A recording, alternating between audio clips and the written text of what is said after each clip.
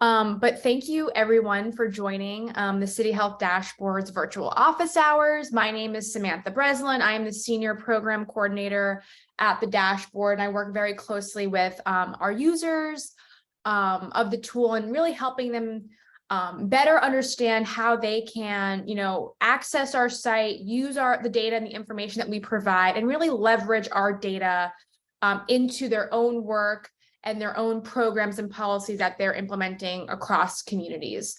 So I will just start sharing my screen. And this month in particular, we are focusing on, diving into recent user experience improvements that we made to the site to really help people just use the dashboard in easier ways in their work. And this was all based on like user feedback that we've gotten since launching the tool back in 2018. All right. So for those that are, new to the dashboard, our goal is really to help cities and help communities and help local change makers across the country, leverage the power of data to improve the health, the well-being, the outcomes of everyone in their community. And we do that by providing over 40 measures of health, the factors that shape health, and the drivers of health equity for over 900 US cities. And you can see all of those cities on this map here. And so we wanted to create this easy to use one-stop resource that was really actionable and resonate with local communities. And we sit, we are part of the NYU School of Medicine, the Department of Population Health. So we are part of an academic institution. So when we were, launching the dashboard, and really as we have kind of existed since 2018, it has been so essential to us and really a huge priority for our work, in that we want to connect and we really, we create intentional connections with users, with local governments, with policymakers across the country to drive what we provide on the site and to drive the improvements that you see on our site. And you can use the dashboard in many number of ways, but I've outlined 3 here that are really the most salient examples of potential use cases for our tool. So the first is to compare health gaps across neighborhoods. And I've pulled out a map of life expectancy by census tract or neighborhood in Columbus, Ohio. And I've highlighted 3 neighborhoods that are right next door to each other, but are less than 2 miles away, and actually closer to 1 mile, apart from like that left neighborhood to the most right neighborhood. And you can see, life expectancy for the residents living in those neighborhoods ranges from 60 to 80 to 68. So it's very, very, very different outcomes. You could clearly see the gaps that exist between neighborhoods by, using these maps. So the dashboard is really helpful for identifying those gaps at a glance. You can also use the dashboard to compare your city to cities in other regions or cities with similar population sizes or similar demographic breakdowns. And then you can use our tool to set priority and better target your resources towards either the challenges that your community has or the neighborhoods that need the resources the most. And so for our measure selection criteria, like I said, we have over 40 measures of health, and all of those measures the data comes from national data sets. I'm not going to go into all of this that's listed here, but just a couple. So all of our data comes from national data sets, like I just said. And what that means is that the way that poverty is measured in Sacramento, California, is the exact same way that poverty is measured in Akron, Ohio, or Madison, Wisconsin. So you're really able to compare apples to apples across cities on our tool. We also wanted our data and our measures to reflect public health priorities. We didn't want to just like release this data for data's sake. We wanted the different issues and focus areas that we were presenting on the site to resonate with local communities. And to kind of take that point a step further, we wanted cities to actually be able to move the needle on those issues. We didn't want, policymakers from cities to, get all this information about, the challenges that their communities are facing, but not be able to do anything about it. And then finally, all of our data is updated pretty regularly, at least once a year. And it's balanced, or they're balanced over 5 overarching domains, which you can see on this slide. There's a lot of information here. I don't expect you all to read every single measure on this slide, but all of our data kind of spans these 5 categories of health outcomes, social and economic factors, health behaviors, clinical care, and physical environment. So it's not just those, those measures that you would expect on a health tool, like, breast cancer deaths or diabetes rates, but really looking at what does community health look like, and the drivers of community health. And so with that, I will stop sharing this slide and then go to our site for a quick demo. Can everyone still see my screen? Great. Okay, so the dashboard is totally free and accessible to anyone with, as long as you have a internet connection, broadband, you're able to access our site at cityhealthdashboard.com. And so all you have to do when you get to the homepage is type in your city. I'm going to type in White Plains, New York. And when you do that, you're kind of faced with all of those same measures that I just showed on the previous slide. And so you can click into our measures here, or our metrics here, if you kind of know what you want to focus on already, or if you want to see more of a high level overview, more of a 360-degree snapshot, or you don't really know what you want to dig into yet, you can click into your city's overview page. And then you're met with this snapshot of how your city is performing across all of our measures. So you can see them listed here. And if you click in to a measure, you'll see some important information about what is the metric actually measuring, what is the source of the data, the years of collection. And then as well as like a thumbnail of the map. And this whole screen is a hot link. So you're able to click into that metric from anywhere over here. So I'll just click into see metric detail. And one of the great things about the dashboard is that once you kind of get a sense of how the pages operate, and the visuals and the maps and how they work, once you kind of get a sense for that for one metric in one city, how the sauce, the secret sauce of the entire site. Like I said before, we really wanted this tool to not only resonate with people across the country, but we wanted this tool to resonate and be, understandable for people no matter where they were in their data journey, whether they're, super new to data, they don't really have expertise, or, they're the PhD student or the data analyst who has a lot of expertise in data. We wanted everyone to really find value on our site and make it so that they are able to consume the information that we're providing. So this is the metric detail page for the Credit Insecurity Index in White Plains, New York. And this scale bar here represents the range of values for that metric. So in White Plains, credit insecurity ranges from 4 in one neighborhood or many neighborhoods, or in a few neighborhoods, to 33. And across all of the dashboard's measures, lighter colors indicate better outcomes and darker colors indicate poorer outcomes.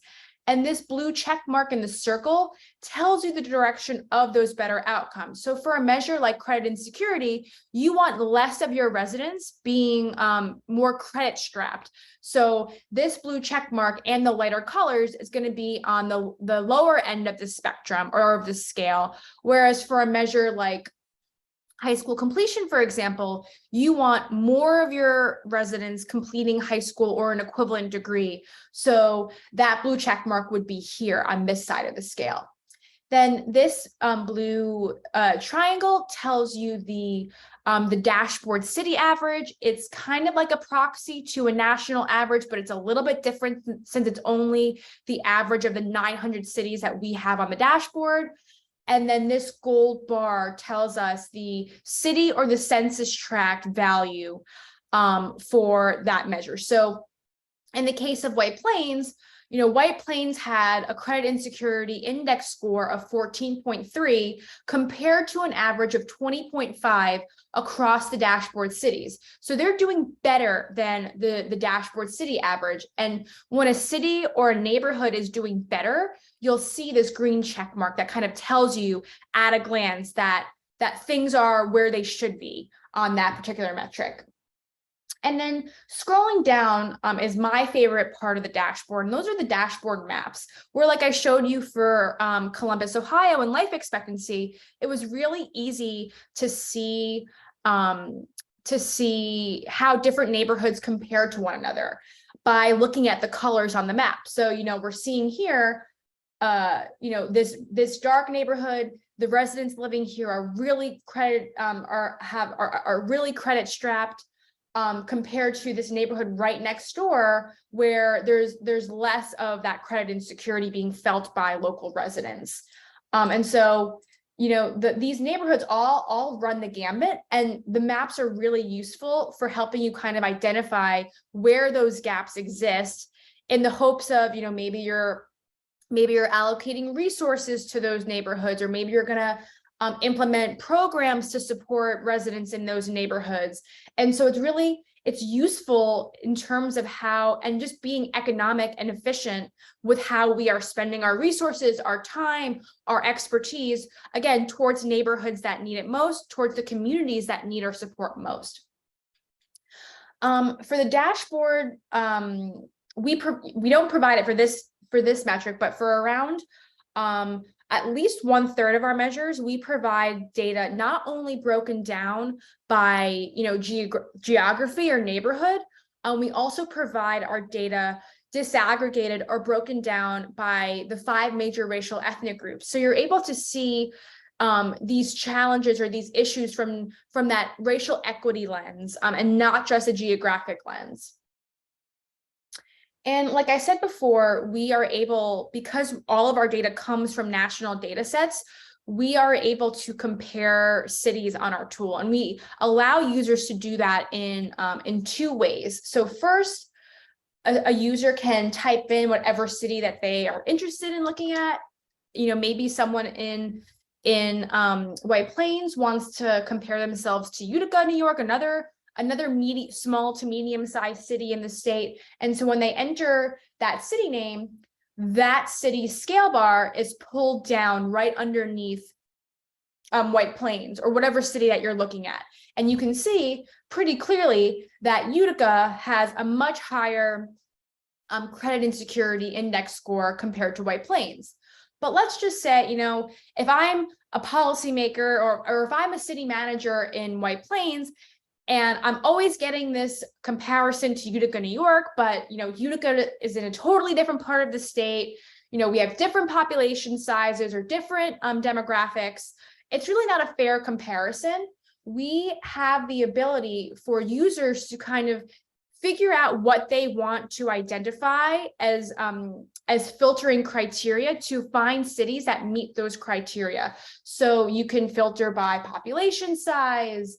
And as I kind of click into more and more of these filters, you'll see the number of cities that match that filtering criteria gets lower or smaller and smaller. So maybe we want to see similar population sizes and then cities with a similar Hispanic population. And so now we have 6 cities that match that criteria. So let's try Lancaster, PA, and Meriden, Connecticut. And so as I click those cities scale bar are also pulled down beneath White Plains. And so you can, again, see at a glance how all of these cities compare to one another. And this is, to help you kind of benchmark your own progress or your own performance. Perhaps this can drive collaborations or partnerships or thought leadership with representatives in those other cities. If I am in Utica, New York, and I see that White Plains has a much better credit and security score, what information can I glean from what's happening in White Plains that maybe I can implement in my city? And then going into compare metrics, as you all know in your own work, a lot of these issues relating to health and equity are pretty complex. They don't exist in a silo. They don't exist in a vacuum. Credit insecurity is very closely tied to poverty. It's very closely tied to housing costs. And so we wanted users to be able to see how two measures related to each other or not across neighborhoods in the city, and kind of see what those patterns uncovered, or what those relationships might look like. So we have the ability to compare metrics. So I can select a metric here and choose, let's choose rent burden, for example.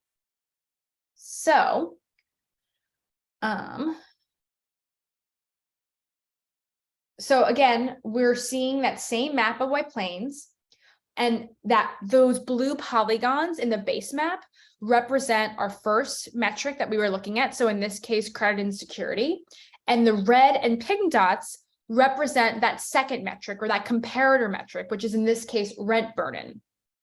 And like I said earlier, lighter colors indicate better outcomes and darker colors indicate poorer outcomes.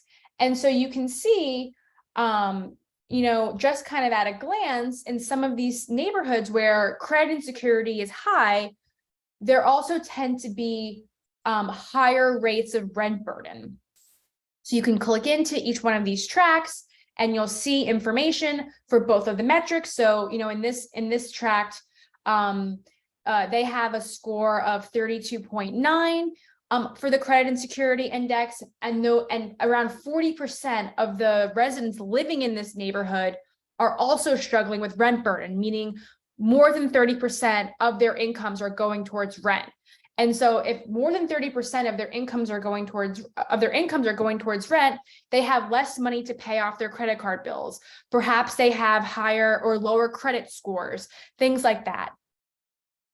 And one last way to show these potential relationships is by these scatter plots. Because White Plains is so small, the correlation isn't as clear. But what this shows us is, and each one of these dots represents a census tract. But what this can show us is, what is that association between those two measures? Again, we're not seeing a strong association here between rent burden and credit insecurity, but it is a way to just see, do neighborhoods that are struggling with rent burden, do they also tend to struggle with credit insecurity, and maybe vice versa? But with all of these things, it's important to always remember that, correlation does not equal causation. And just because these two phenomena are happening in the same neighborhood doesn't mean that one causes the other. And then finally, before kind of going into the improved user experience, it was really important for us, and this was also based on feedback that we got from users and from our city advisory committee, who really supported us as we were launching the tool and designing the tool. We heard from people who were like, okay, this is great. You're showing me all this information, all of these measures, all of this data is awesome, but so what? What's next? How can I use this data? How can I bring this data to my colleagues, or to my boss, or whoever it is, to really move the needle? And so we created what we call the Take Action Center, which is a depository of of over 400 different resources that help users move from data to action. So you have find policies and programs. This is pretty self-explanatory. It's, the evidence-based policies that exist that are proven to improve whatever metric you're looking at. So you can filter here. So I can just type credit and security index, and this will filter all of our results that are for or targeted for credit and security. We also have find partners. Who are the people, who are the organizations, who are the groups that we can be inviting to our table, that we can be collaborating with to, increase our awareness or increase our capacity to meet our goals, or to meet to change outcomes. And so we have a list of various partners, like finding your local United Way, your local YMCA chapter, how to contact your elected officials. All of those are listed under Find Partners. We have resources and tools that are focused on like strategies to help you actually implement your programs and policies. So tips on how to communicate effectively with diverse communities, how to talk about the social determinants of health, how to talk about data. All of these things are pretty essential in helping us, again, meet our goals. And so you can find those strategies here. Find funding. There's never enough funding to go around, ever. So we wanted to give users not only potential funding opportunities that they could access from our site, but we also wanted to provide them with tools on how to actually apply for certain types of funding. And when you're, if you're applying for grants or applying for various government funding, showing data and showing, how your community is impacted by various challenges is really essential for making those grant applications or whatever it is stand out. And funders want to see, the proof in the pudding. They want to see, what is actually the problem that my money will go to solve in a local community. So find funding, and then measure impact. How do we know that the impact that we are expecting to have through our programs or our policies is actually what's being felt by the community that is participating in the program or whatever it is? So we have resources that help you evaluate your programs. And then finally, or this is actually finally, the dashboard provides all of our data. Oh, I'm sorry. I cleared my browser history the other day. So I have to fill out this data use agreement, but the dashboard provides all of our data free for download, either through downloadable CSV files, or if you're a more experienced data user, we have an API. And so you're able to download everything that you see on the site onto your own computers for free, to create your own kind of data visualizations, to integrate with your own locally collected data, what have you. So that's also available for all of our users. And I'm seeing a couple questions in the chat, so I'm going to just pause for a moment before getting into the user experience improvements. And there's a question about, where are indicators about drug use, drug crime, and unsafety? We have, so we don't have a lot of data about those specific things. We do have measures that are focused on opioid overdose deaths. We have measures focused on smoking, and a measure focused on binge drinking. And so I think that's kind of what's getting at that question. And in terms of unsafety, we have two measures related to firearms. So we have a measure of firearm suicide and a measure of firearm homicides that also get to that crime piece. Okay, so that is the only questions I'm seeing so far in the chat, but feel free to, either stop me or interrupt me or put your questions in the chat. Okay. So let's go back to White Plains. And we can go, let's see, high school completion. So now we have really consolidated the scale bar to be more comprehensible to a larger group of people. Before, we had some symbols, and there was a legend, and it was a lot of information, and we heard from people that it was like too much information overload. You kind of have to consolidate. It's kind of hard to understand. And so now we've made our scale bar much more apparent and much more more in line with the map. So before, it was like you saw the scale bar up top, and then you had to scroll down, and then you saw the map, and you kind of forgot what was happening on the scale bar and how it applied to the map. And so now we have the scale. If we want, we have the scale and the map together in like one view. So you're really able to see, okay, high school completion rates, 89.2% of White Plains residents have a high school degree, but then you're also able to see, what's happening on the ground. Again, which neighborhoods are struggling? How do they compare to our city average? You can also hide this if you don't want to see it, which is useful in terms of like when we want to maybe zoom in. Our zoom is much better.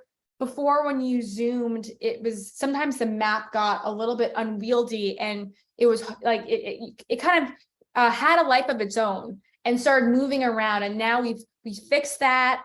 The zoom is better, and we've consolidated all of the information up here. And then thinking through the neighborhoods or the census tracts that comprise a city. Most likely, people don't know what census tract they live in, what census tract they work in.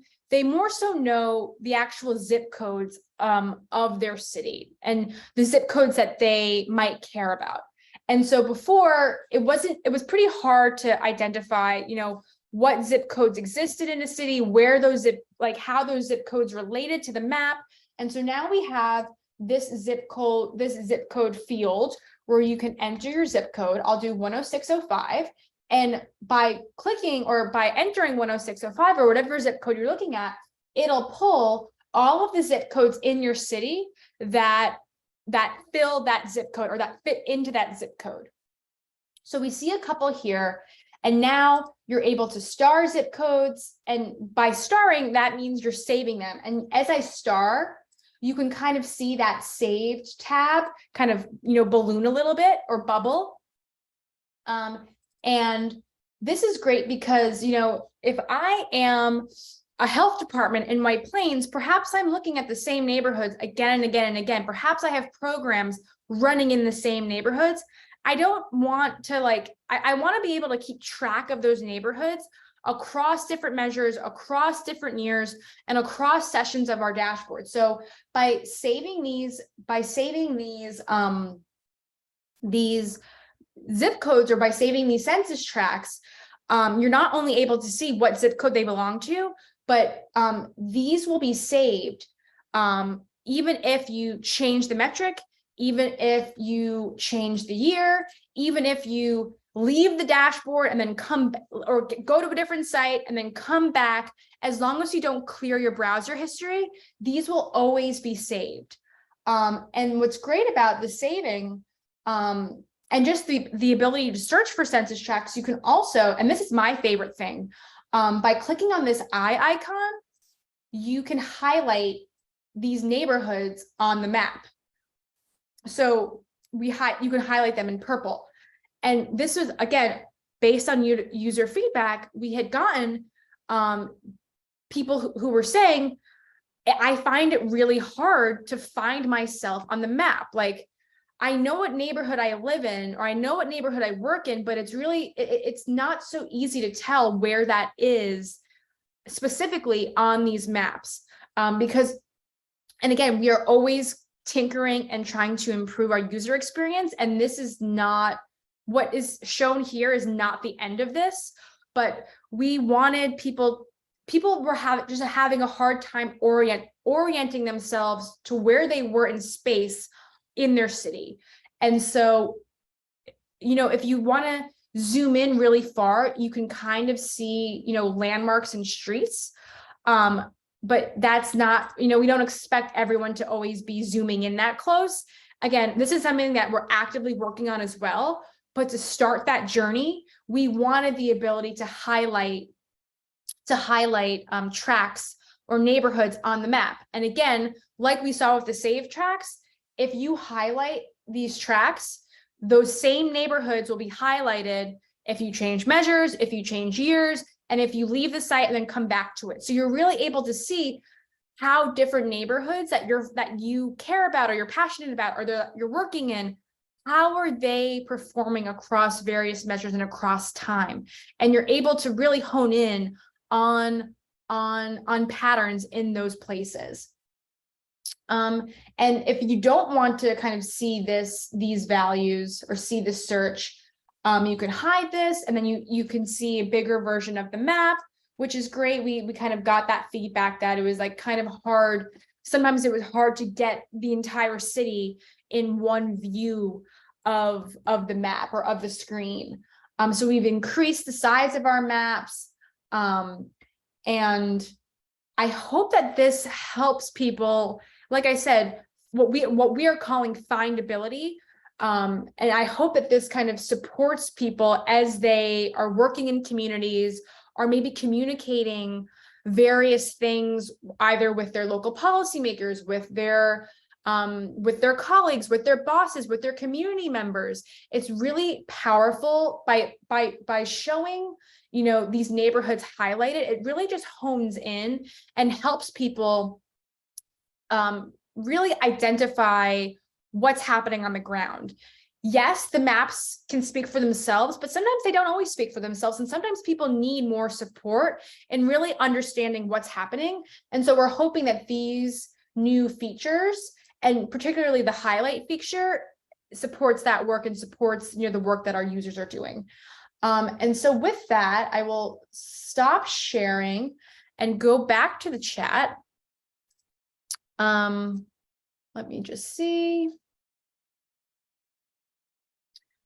Okay, so Richard said, any way about showing trends over time?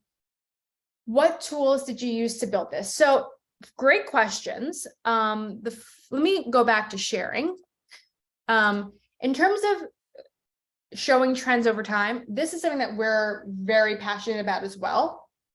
So at this point, I think it's like 99% of our measures, maybe like 98% of our measures, we do have multi-year data, in many cases going back to 2013. And so when multi-year data is available, let me just show the scale bar again. You'll be able to toggle between years here. So you can see all of the years of data available, 2020 through 2013, and that'll be right here. What tools did you use to build this? Can you elaborate, Richard? So we have web developers who we use to build this site. I'm not a developer myself. So if you want to maybe just elaborate on what you mean by tools, that might be helpful. Or you could just drop into the chat, whatever. I saw something new on the chat. Oh, okay. So Tableau. So no, we do not use Tableau for the site graphics or the site visuals. We use Carto, which is like a more professional grade mapping and GIS system. Whereas we do use Tableau if we're doing data visualizations for presentations or posters. We'll use Tableau. If we're doing some specific analysis that's like not just straight from the site, we will use Tableau, or we'll use tools like Data Wrapper. Great question.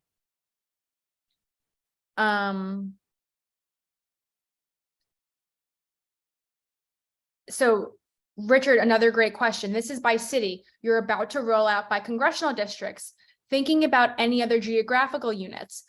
Another amazing question, and something that we are thinking about very, very, very regularly. So we know that, so right now, like you said, we provide our data by city and census tract or by neighborhood, but we know that not everyone works at the municipal level or the neighborhood level.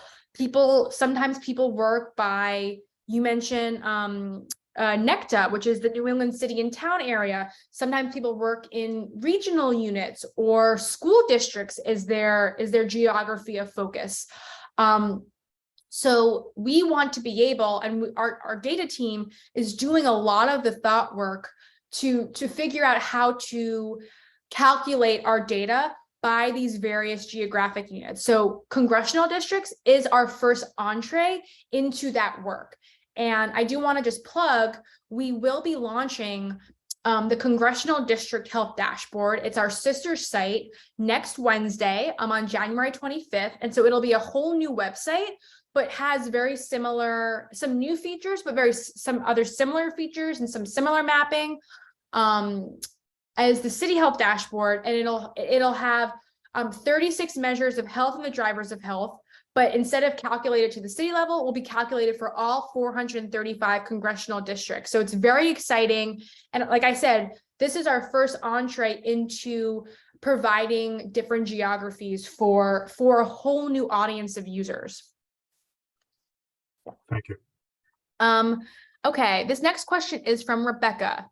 Do you provide one-to-one sessions where we can specifically go through our cities? Yes, 100%, Rebecca. Please, please, please use me, use our team, and set up, specific webinars or calls that are focused on your city. I know you're in Marietta. I'm happy to do this. My colleagues are all happy to provide similar webinars just like this, but focused on the city where you work, the policy areas that you work in. So yes, I think you have I will put my email into the chat, but feel free to email me whenever to set something up. And then let me just also put the site URL for the new website into the chat.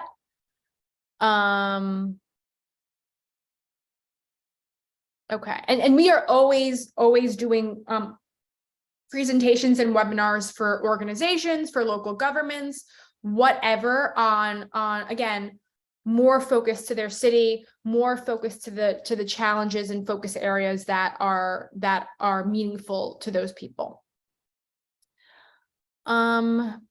Ever thought, this is from Lloyd, ever thought of using the Dartmouth Atlas hospital service areas and hospital referral regions? So I'm not totally sure what that is, but I can kind of imagine what it is. So we do not provide any locally collected data on our site. Like I said, all of our data comes from national data sets because well, I'm just trying to make a helpful suggestion. Yeah. That actually is national. Oh. So I mean, one of the things, if you take a business intelligence perspective, you want reasonable drill down dimensions. Yeah. So basically, the Dartmouth Atlas of Healthcare, which is at Dartmouth, and hence the name, basically broke up the United States in the hospital referral regions, which are tertiary medical facilities. Yeah. And then they broke those down into hospital service areas with track to, community hospitals. And one of the real frustrations I've had in doing public health statistics is that too many statistics are reported by county. Yep. Hence why we created the City Health Dashboard. Oh, well, yeah. And it's like, okay, LA County is 10 million people. That's bigger than 40 of the 50 states. Yeah, that is crazy thinking about LA. Yeah, that is exactly the impetus for building this site. Was we heard from city leaders that were like, but I really love what you're doing. In fact, I'm ready to volunteer to tell you about some of the stuff I've been doing in my own little environment. But some other organizations like the Dartmouth Atlas have hit it from another end and saying, well, what kind of geographic units would be actually useful if you were worried about healthcare? Since healthcare does tend to be kind of hospital centric. Yep. And other people like HRSA have officially designated medically underserved areas, either in terms of institutions Yep. or by number of healthcare providers. And they also put out geographic data in that on a national basis. And it's Sorry, keep going. so I'm like I said, I've got this list, and I'm happy to volunteer to talk to some of you folks. Yeah, so we are always interested in exploring how to put new measures on the site that resonate with local communities. Again, how to maybe provide our data disaggregated to a different geography level.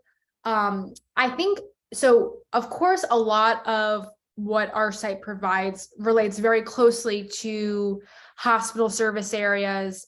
And I saw that someone in the chat was talking about community health assessments, and community health needs assessments are something that hospitals have to do every 3 years, I believe.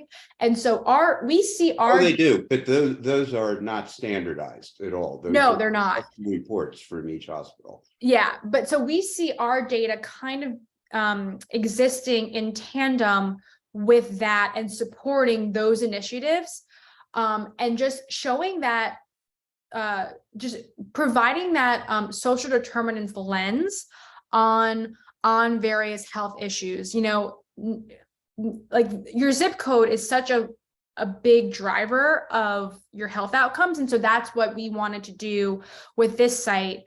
And again, you're doing a great job. I mean, I'm not mentioning that because no, I know criticizing what you're doing, and no, I totally get it.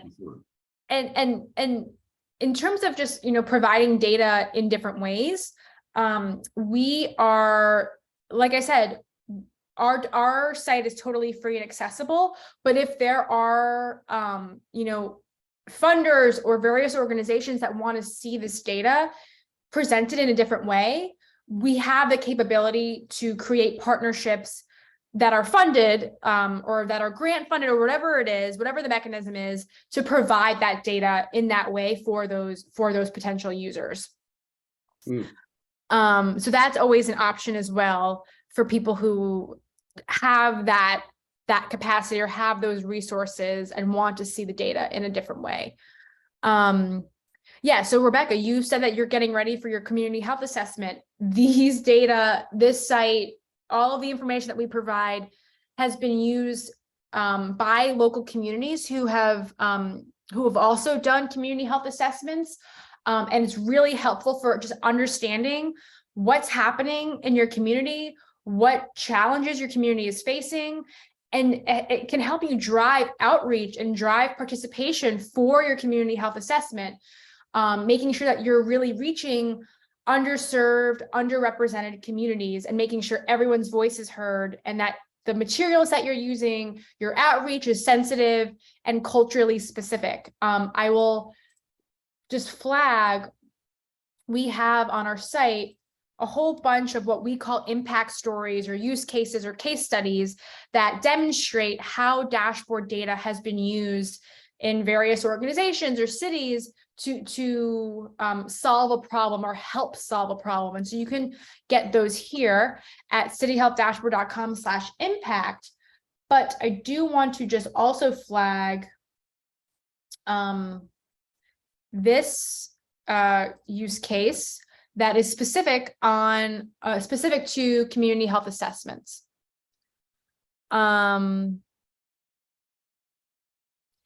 Yep. By the way, I see that Carto is rendering the maps using Leaflet and OpenStreetMap. These tools are accessible via R and Python.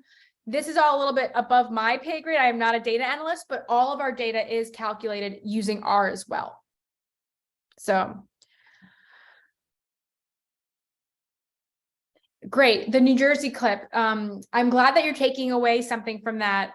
You know, we have great partners in Clifton, New Jersey. Clifton, New Jersey is a partner, and they are a health department that was in the process of becoming nationally accredited. I'm not sure how knowledgeable or how close to, if anyone here is from a health department, but they were applying for their national accreditation and needed to undergo a community health assessment as part of that. As part of that application, they needed to show that they had access to data on various equity issues. And so they used our site pretty heavily in that application, and really showing that the department had the ability, had the resources to serve their community in this more official capacity. So that's a great use case. Yes, so you're in Ohio, it's mandated to become accredited. I think that's becoming more and more common, actually, from what I've heard from people. And so again, with those accreditation applications, sites like this that are not only free, but really, user-friendly, easily accessible. You're able, I didn't show this in the demo, but you're able now to download high-res images of our maps and our scale bars to use in presentations, to use in posters on social media, in reports that you can easily share with other people. And so that could be useful too in various applications or whatever you're working on. I'm just seeing if there's any other questions. I'm not seeing anything else in the chat, but if anyone has any questions, feel free to just, again, either put them in the chat or just take yourself off mute and ask me that way.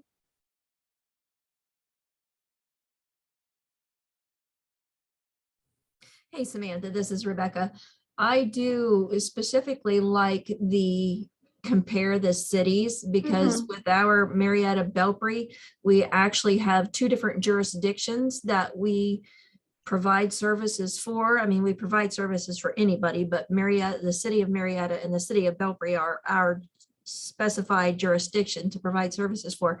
And it's nice to compare what the results are, where we need to hit more services at a specific area versus one or the other. Yes, that's such a good point. And I think a lot of people kind of are, maybe it's not the same, total use case as what's happening in Marietta and Belpre, but a lot of different users have, like large catchment areas that cover multiple cities, or maybe it's a county health department that has multiple cities within it, and they need to see, a better picture of what's happening across those different areas. And so that compare cities feature, if all the cities meet our population kind of threshold of 50,000 and larger, it's really easy to see how various communities compare to one another.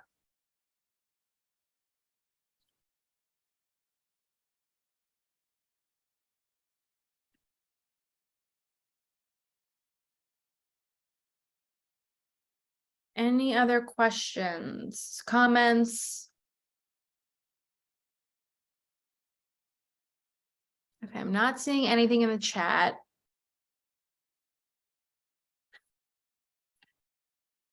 But I just want, again, I put my email into the chat. Feel free to contact me to set something up like this for your company, your organization, your department. Happy to do that. And just be on the lookout. Oh, and I would imagine that most people are subscribed to our listserv, but we have a great newsletter that goes out once a month. I'm just checking the link. Oh, hold on, everyone in meeting. We have a newsletter that goes out once a month. We don't spam people's emails with, endless emails all the time. The most we'll email our listserv in a month is probably like 3 times, and that's like a really crazy busy month. And that's usually not what happens. But that is, subscribing to our listserv is really the best way and the easiest way just to stay updated on what's happening at the dashboard, when we have webinars or virtual office hours like this, when we release new data, we'll always update that listserv. or if we have, new features, or, we're putting out papers or whatever it is, that is the best way to just stay in the know and get updated on all things City Health Dashboard. And we will release an email next week, actually, kind of announcing the launch of the Congressional District Health Dashboard. So you'll be able to get the information about that as well through that listserv. Great, thanks, Trina. I'm glad you're excited about that rollout for the congressional districts. We're really excited too. It's been a real labor of love since January, getting this just ready and out into the world. So yeah, we can't wait for it to just be out there.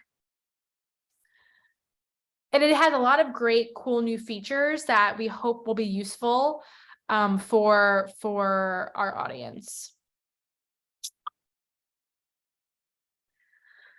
Okay, if there's nothing else, no need to just stay on until 3. But if you want to, maybe you're shy and you want to wait until less people are on the call, feel free, I'll stay on for just a bit. And you can ask me something then, or if not, we will have virtual office hours next month. And we can maybe see you then. So thank you everyone for joining us today. Bye.